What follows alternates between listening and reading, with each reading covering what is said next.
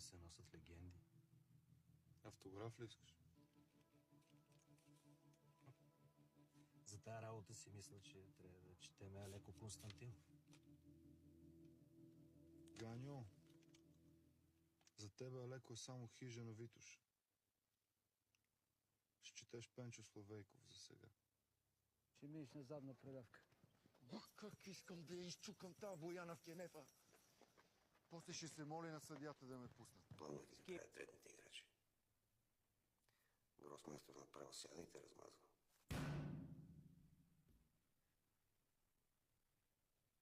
Ще му метнат 10 хилки и ще ме зароват на Витоша. Коли, хайде малко по-спокойно. Не съм ти никакъв колега, бе! Христов! Генерал 25 е чак другата седмица. Да няма военно положение.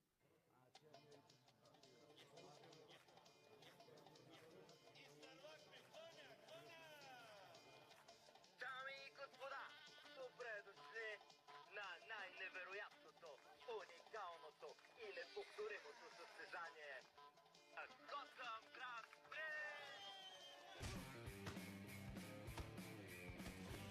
Защо си лош, бе? Защо си лош, бе? Защо си лоша? Да, бе, случайно да си ти казвам, че професор е хубаво да има кой да ти пази до парка. Цялата истина е, че аз се стоях в колата и си слушах гръцка музика. И ми стана хубаво, господин съдия, нали знаете как става?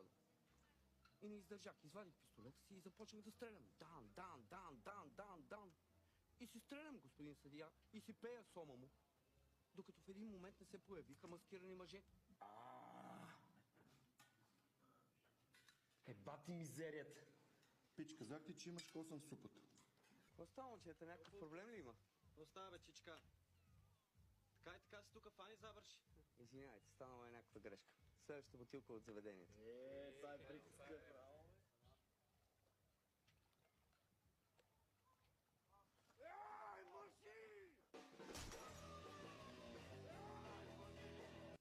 Ка ме боли ръката от вчера, братле. Не мога да я свия. Нема да ги биеш, Росене. Само стреляш. Ние престъпници ли се родихме, Иво?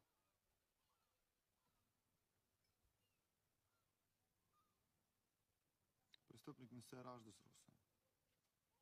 Престъпник умираш. Какво стига? Абе ти що не вземе млъкнеш? Приятелю, обикновенно мълчат курвите с по 18 думи в речника. Аз да ти приличам на курва?